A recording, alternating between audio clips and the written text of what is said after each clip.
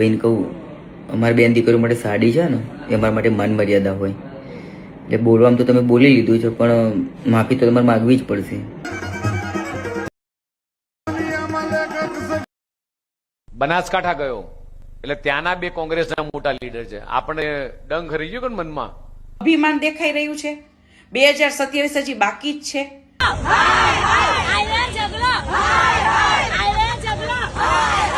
બનાસકાંઠા ગયો એટલે ત્યાંના બે કોંગ્રેસના મોટા લીડર છે, આપણે ડંગ ખરી ગયો કે મનમાં ક્યારે બે વખત 26 માંથી 26 જીત્યા. એક વખત આપણે નીતિનભાઈ આ ગઈ વખતે આપણે 24 માં એક સીટ હાર્યા. એમના ગઢમાંથી એમની પોતાની વિધાનસભામાંથી એમની વિધાનસભામાં આપણે લીડ લઈ આવ્યા હતા અને આ વખતે એમના પોતાની વિધાનસભામાંથી બધી સીટ આપણે લઈ આવ્યા છીએ. જ્ઞાનીબેન ઠાકોરની તમામ વિધાનસભામાંથી તમામ સીટમાં ભારતીય જનતા પાર્ટીનો ભગવો લહેરાણો છે અને વડગામ સીટ નામ આપવાની જરૂર છે. વડગામ સીટમાં ભાજપનો વિજય થયો છે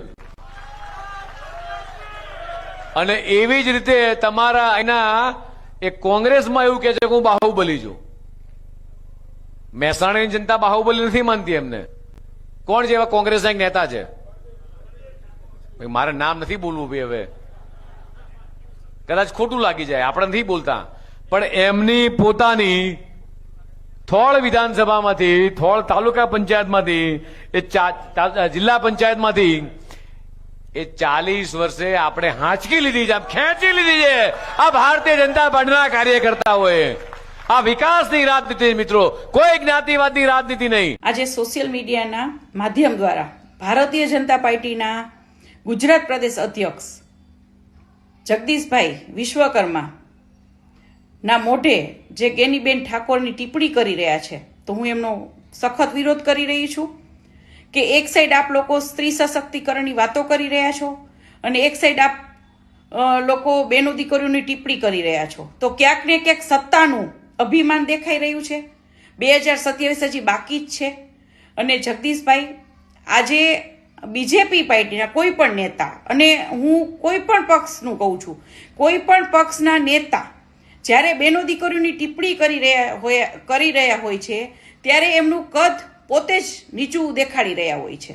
તો એક ભારતીય નાગરિક તરીકે આ અશોભનીય વાત કહેવાય કે જ્યાં નારીનું અપમાન થઈ રહ્યું હોય છે. તો એક સખત વિરોધ કરું છું આ વાતનો કે વારંવાર એક નેતાઓ દ્વારા એક બેનો દીકરીઓની ટિપ્પણીઓ કરવા જોવા મળે છે.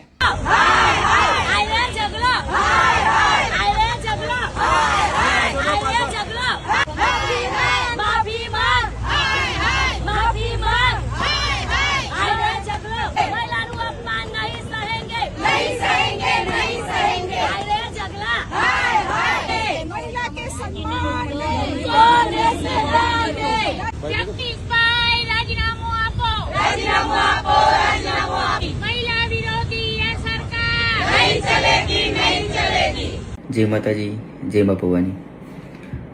જે બીજેપીના જે ભાઈ છે જગદીશભાઈ વિશ્વકર્મા, એમની જે શબ્દ આપણા ક્ષત્રિય સમાજની દીકરી છે જ્ઞાનીબેન ઠાકોર છે આપણા સમાજના, એમના વિશે એવું બોલ્યા કે ભાઈ અમે સાડીના પલ્લુમાંથી સીટો ખેંચી લાવ્યા. તો એ ભાઈને કહું, અમારી બેન દીકરીઓ માટે સાડી છે ને એ અમારા માટે માન મર્યાદા હોય, એટલે બોલવામાં તો તમે બોલી લીધું છે, પણ માફી તો તમારે માગવી જ પડશે. અને હજુ પણ કહી દઉં કે ભાજપ કે કોંગ્રેસથી કંઈ જ લેવા દેવા નથી મને. જે પણ સમાજ વિશે આવી રીતના ખોટી રીતના બોલશે એને અમે છોડીશું નહીં. અમારો સમાજ ભેગો કરવાનો થતો ભેગા પણ કરીશું, પણ હવે અમે નહીં ચલવી લઈએ. અત્યાર સુધી અમારા સમાજને ટાર્ગેટ જ કર્યો છે.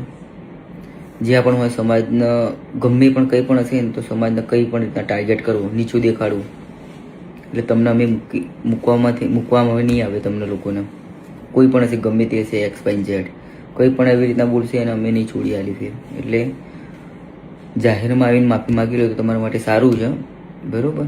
અને આપણા ક્ષત્રિયોને હજુ પણ કહું છું, આપણા ક્ષત્રિય સમાજના આપણે એક નથી ને એટલે આ લોકો આવી રીતના ફાઈ જતા હોય છે બોલતા પહેલા. આટલી મોટી આપણી મેજોરિટી છે તે છતાંય આ લોકો આપણને આવી રીતના મંચ ઉપર આવીને બોલતા હોય તો 100 વાર વિચાર કરવો જોઈએ કે આમના સામે આંગળી ઉઠાવીએ કે ના ઉઠાવીએ. એટલે હું કદાચ આ કીધું છે મારે ક્ષત્રિય સમાજ માટે. આગળના સમયમાં વિચારી લેજો કે આપણે શું કરવું શું નહીં.